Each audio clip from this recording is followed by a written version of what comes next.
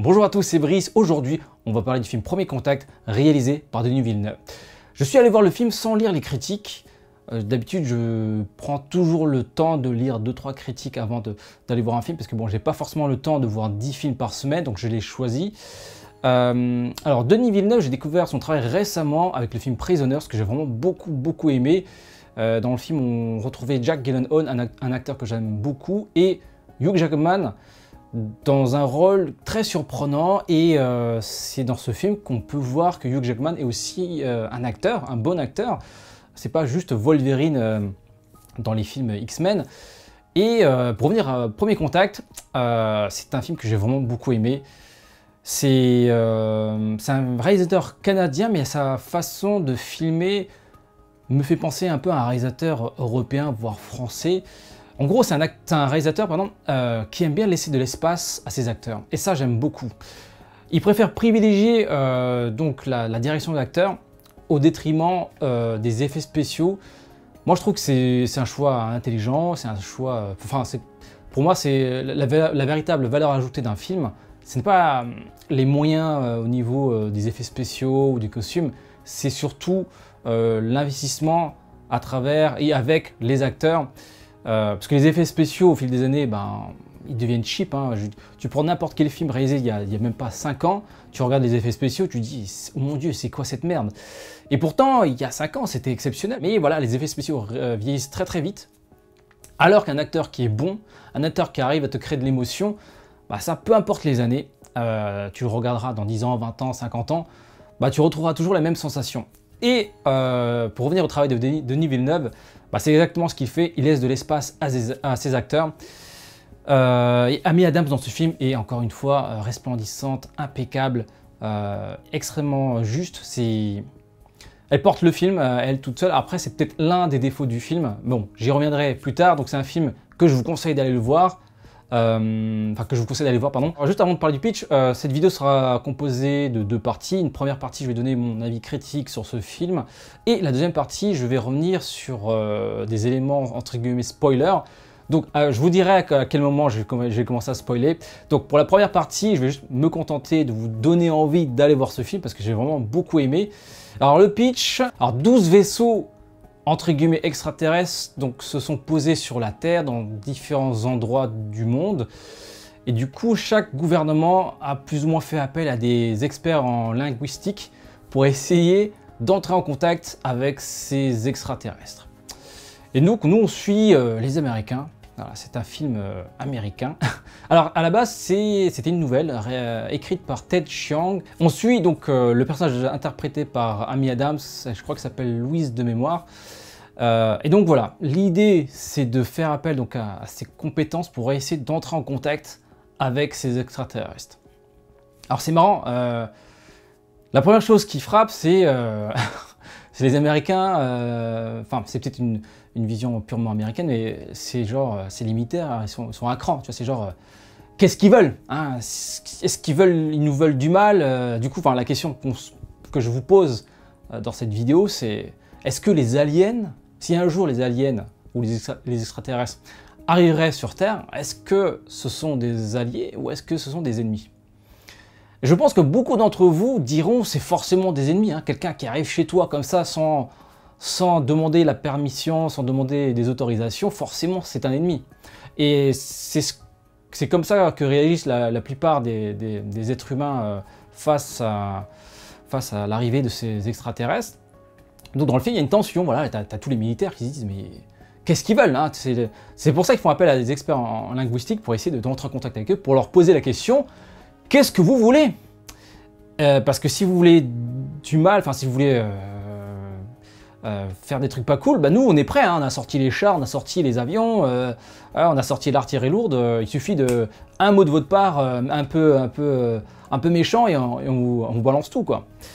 Et c'est marrant de voir que tous les différents gouvernements ont quasiment tous les mêmes inquiétudes, c'est genre mais qu'est-ce que vous voulez? Personne ne se dit, ils sont peut-être venus pour nous donner quelque chose, ou nous aider pour, je sais pas, pour nous donner des nouvelles technologies, ou pour pour nous transmettre des choses.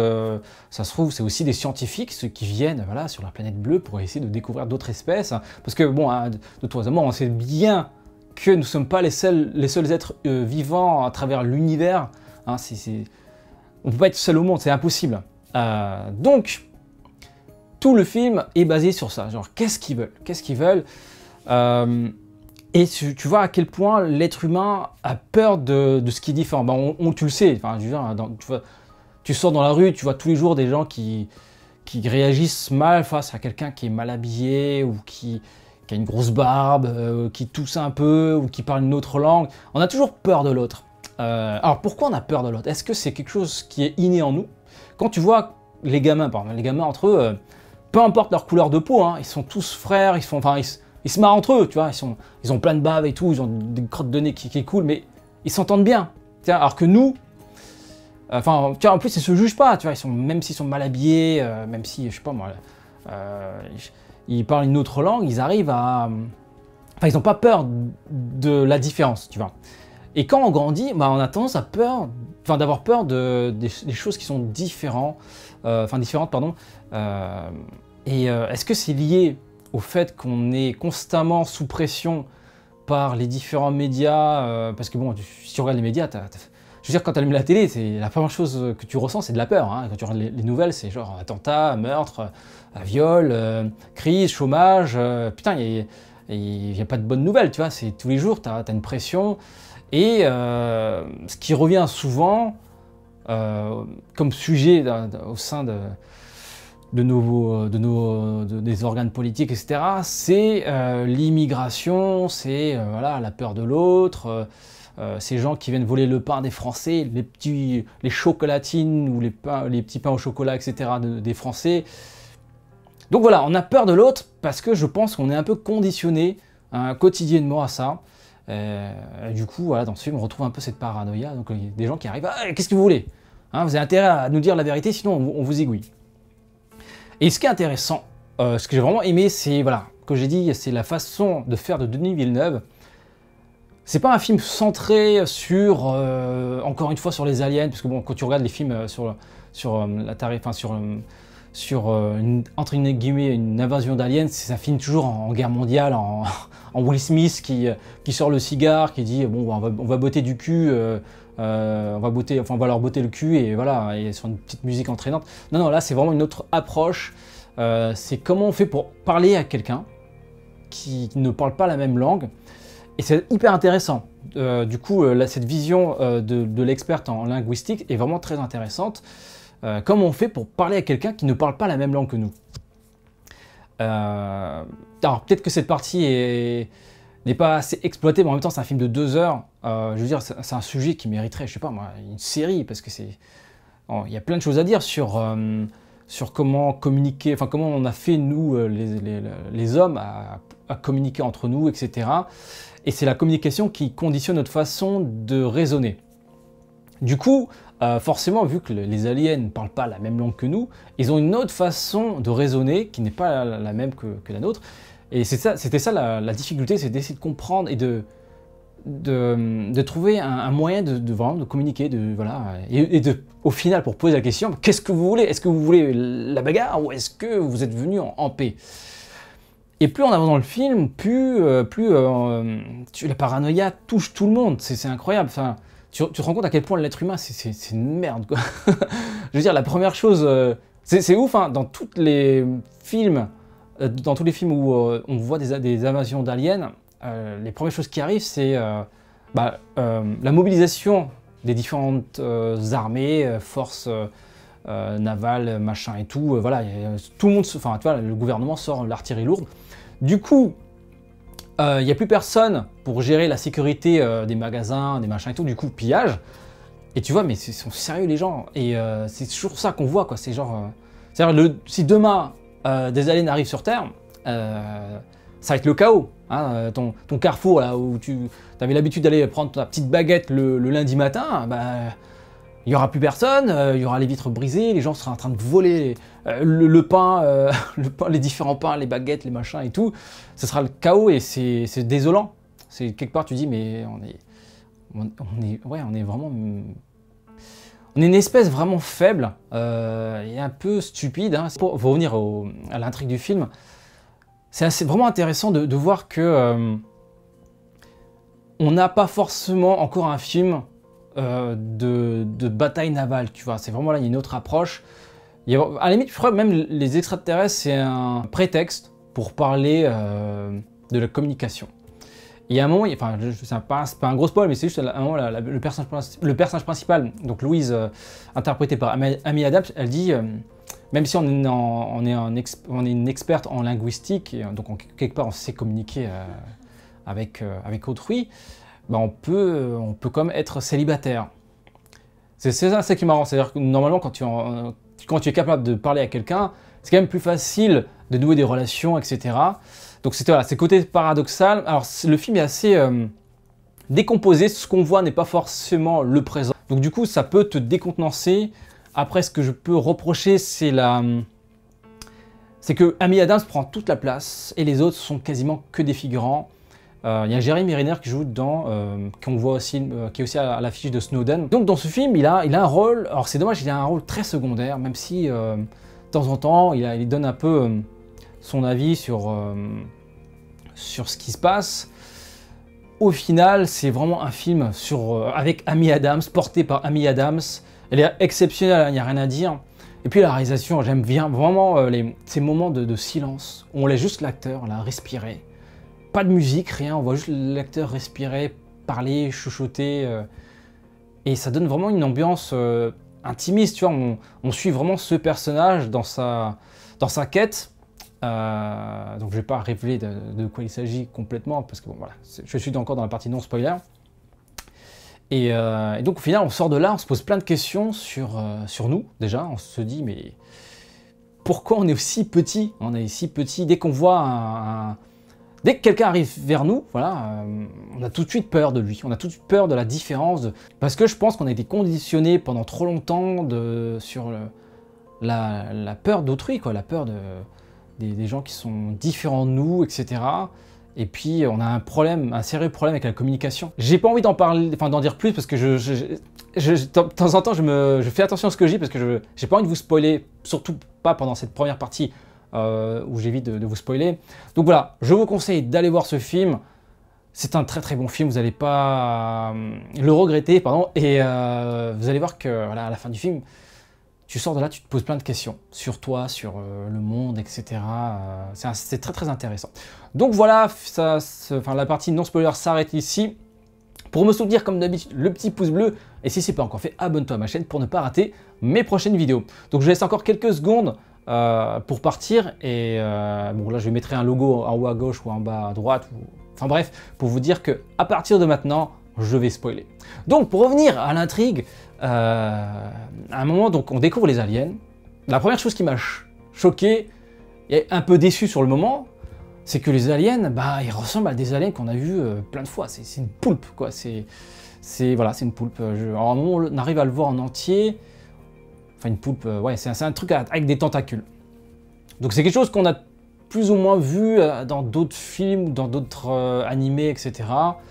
Par contre, c'est l'approche sur comment ils communiquent avec les humains qui était intéressant. Donc à un moment les êtres humains arrivent à communiquer avec les extraterrestres, et tu vois qu'en fait leur façon de parler est non linéaire, et ça c'est assez important. Parce que ils ne voient pas le temps comme nous. Et c'est ça en fait qu'ils essayent de transmettre aux humains, c'est que la vie peut ne pas être linéaire. En gros, on pourrait, et ça c'est hyper intéressant comme thème développé à l'intérieur du film, on pourrait voyager dans le futur, enfin ou connaître son propre futur pour pouvoir modifier le présent. Pour nous, la vie est linéaire, c'est-à-dire qu'on voilà, on est bébé, on grandit, machin et tout, et on devient vieux, machin et tout, après on meurt. Bah en fait, ce qui a été, ce que proposent les fameux poulpes aux humains, pardon, c'est la capacité de voir la vie autrement, de pouvoir voilà, connaître le futur, connaître son passé, et du coup pouvoir modifier son comportement, et c'est vraiment très très intéressant. Du coup, mais tu dis, mais les poulpes, qu'est-ce qu'ils veulent? Enfin, à un moment, on sait à un moment, ils le disent, Ils auront besoin des êtres humains dans plusieurs milliers d'années. Mais pourquoi avoir donné les pouvoirs à Amy, au personnage d'Amy Adams, c'est-à-dire Louise,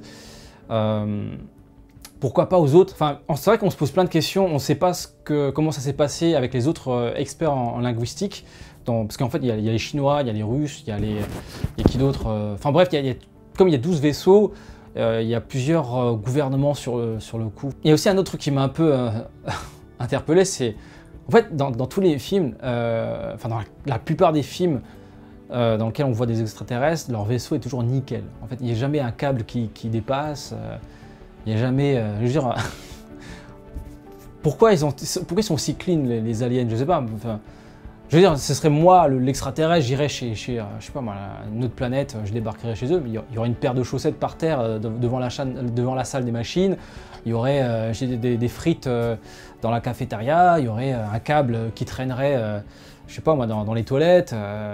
Toujours dans les films, voilà, où on voit des vaisseaux d'extraterrestres, c'est toujours hyper clean, il n'y a jamais rien qui dépasse, il y a rien, voilà, c'est nickel, et ça fait un peu cliché, mais c'est pas grave, c'est vrai qu'au départ, ils ont quand même ils ont mis un décor, un contexte que tout le monde a dû voir plusieurs fois, tu vois, l'invasion des extraterrestres, un vaisseau, ils utilisent une autre technologie. À chaque fois, c'est vrai qu'à chaque fois que les extraterrestres qui arrivent sur Terre, ils ont tous une technologie qui dépasse la nôtre. C'est jamais arrivé le cas où ils arrivent avec une technologie de merde et on se fout de leur gueule, tu vois.